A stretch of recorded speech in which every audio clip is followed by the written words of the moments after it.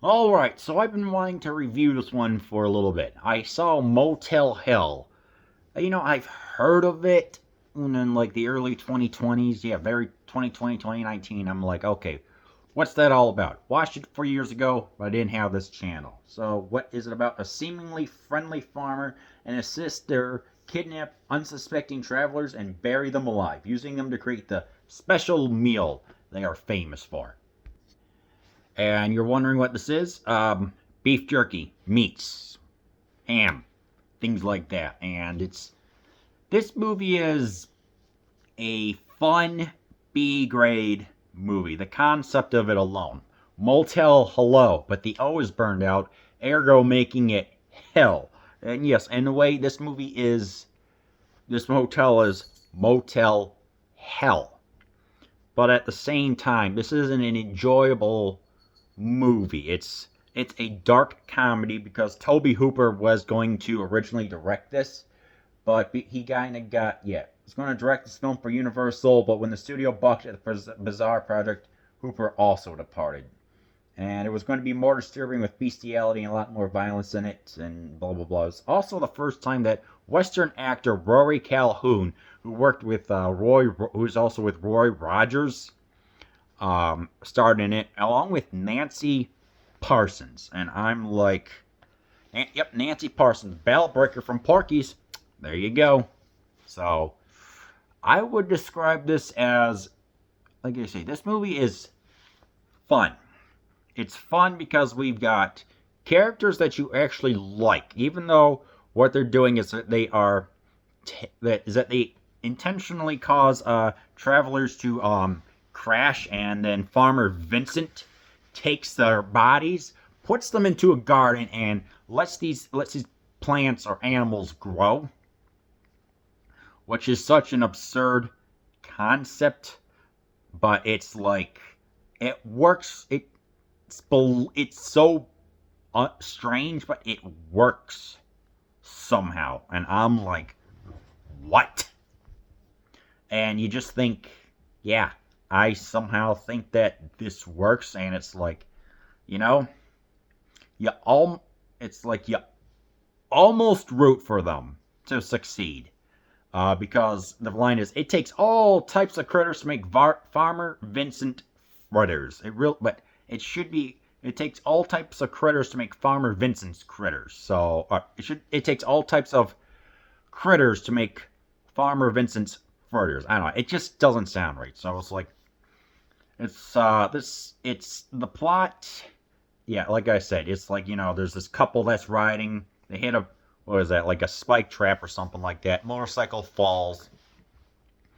Boyfriend was presumed dead, and the girl she was riding with gets rescued by Ida and Vincent, and it's like they form a good friendship, and it's like it's like they kind of do genuinely care for her despite being malicious people.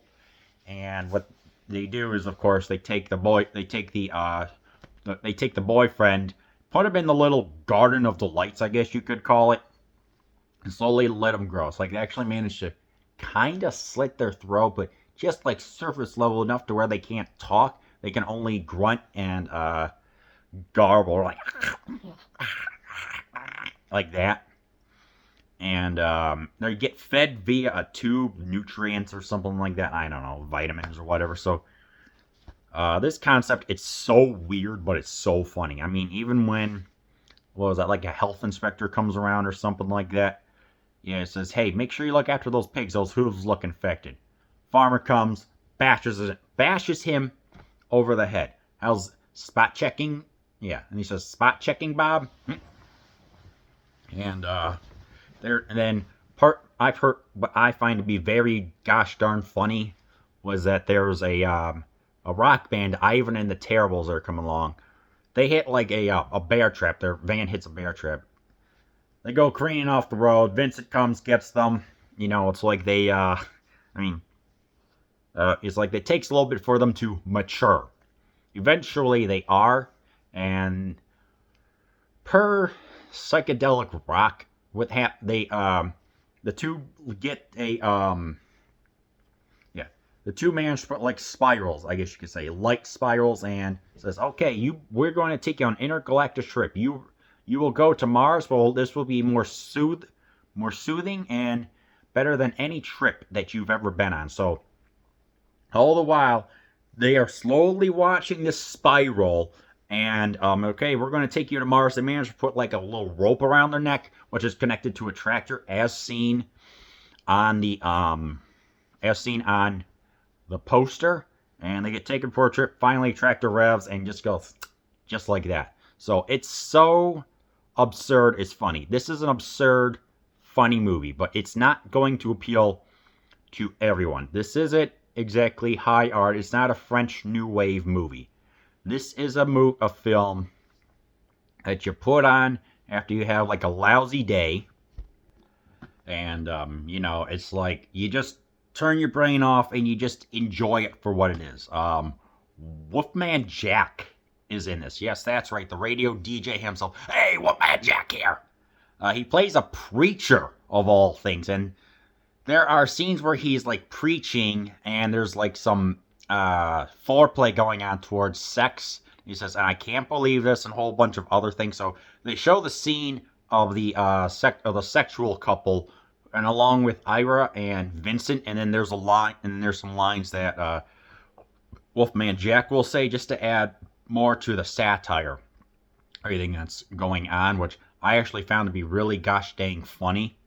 And it's just like, yeah, because this is a satire of like all the some of the slasher movies that were going on, specifically the Texas Chainsaw Massacre cannibals. And, it's like, just with the irony going on there, and it's like how, that this guy is making all these meats with these human beings and things like that. It's like, yeah, this is meant to be I guess, gentle take on it. And I can see that.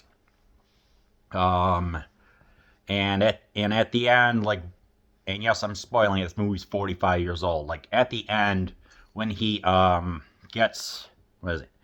When after a really great chainsaw duel, seriously, he gets in. It's like Vincent gets injured, and he says, I'm a hypocrite. For all my meats, I've always used preservatives. All the delicious, hilarious irony. And yeah, it's this movie is the theater, I guess you could call it theater of the absurd / comical take. And I think, and in Fangoria, the magazine, issue 83, there's a cover of him with a chainsaw and a pig's mask that Rory wore. And it's like, I can see that, but at the same time, I wanted maybe just a little bit more blood and maybe just a little bit more killing. Maybe, yeah, just a little bit more of like the pig and the pig mask and the chainsaw, because when it's kind of advertised, you want to see it. So it just felt like it was just missing just a little bit more to move it from cult classic status to underrated. I just think like it needed just one or two more, I guess, moments, or at least a little bit more blood to make this enjoyable, I guess. That's like really the only thing that prevents me from truly enjoying this. So yeah, this movie isn't for everyone. It's a fun B-grade movie, and if you like slasher movies but satirized, and I actually really do recommend that you watch Motel Hell.